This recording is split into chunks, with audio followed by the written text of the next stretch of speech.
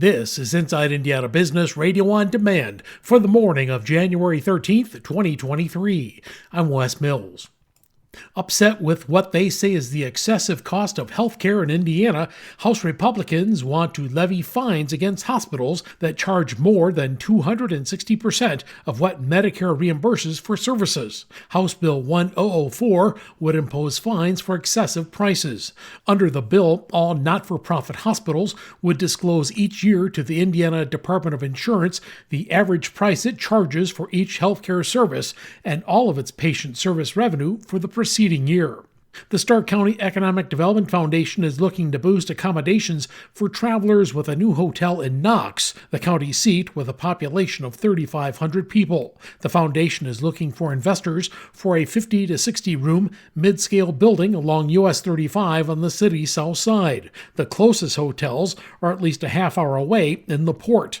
Executive Director Lisa Dan said the vast majority of businesses surveyed in a recent feasibility study indicated there is a need. We actually have a hotel here, but it has not been opened since before COVID, and I am not aware of plans for it to reopen. We've had a couple investors who have come to town, but we're interested in perhaps purchasing the current hotel and renovating it into a nicer brand, but really have had no luck there. Dan says currently there are no open hotels on US 35 between La Porte and Logansport. And then we have to, send them to Plymouth or to Valparaiso for overnight accommodations.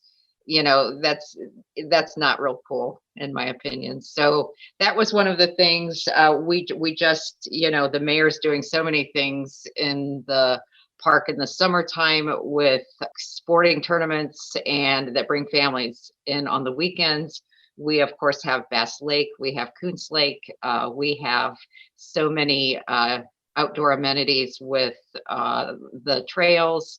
Our trail system is part of a national trail system. So, there's just so many reasons, kayaking on the river and just so many things that bring people to Stark County. And then if they want to stay, we have no place for them to stay. Plans are progressing for a multi-million-dollar project in downtown Washington. Our partners at WTWO-TV report the project, called Washington Commons, will aim to revitalize the downtown area to create an outdoor gathering space. The project is expected to include multiple pavilions and a performing arts stage spanning about one block along Main Street. Last month, city officials accepted a $3.5 million bid, contingent on securing the funding. From the number one source for Indiana business news, this is Inside Indiana Business Radio on Demand. Don't miss your chance to nominate a worthy business or community leader for IBJ's 40 Under 40 Awards. It's one of our most prestigious awards programs celebrating the accomplishments of leaders under the age of 40. We're on the lookout for people who have achieved a level of success that is rare at a young age. Who will be named to this year's class? We need your input. Learn more and submit your nomination by January 13th at ibj.com/nominations. Whether it's a new hire or a noteworthy promotion, IIB's Big Wigs and New Gigs serves as a platform to promote your team. Our revamped offering includes being featured on both the newly redesigned newsletter and at InsideIndianaBusiness.com. Subscribers to the Business News subscription save $10 off every listing. Plus, you can save $100 by bundling your submission to IIB with the Indianapolis Business Journal or the Indiana Lawyer. More at InsideIndianaBusiness.com. The results of a 3-year study conducted by Purdue University show the Indiana-grown marketing initiative appears to pay off for members. The study shows that for every dollar spent as part of the initiative to promote locally grown products, it results in 97 cents in additional economic activity within Indiana.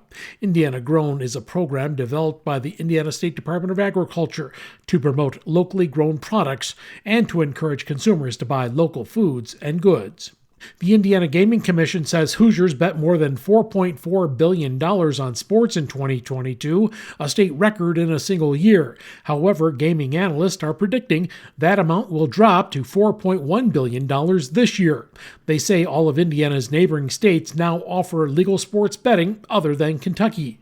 Ohio launched sports betting on January 1st. NASCAR driver Kyle Larson plans to make his first bid at racing in the Indy 500 in 2024, driving for the Arrow McLaren IndyCar team. And if that's not enough, he wants to attempt the double on the same day.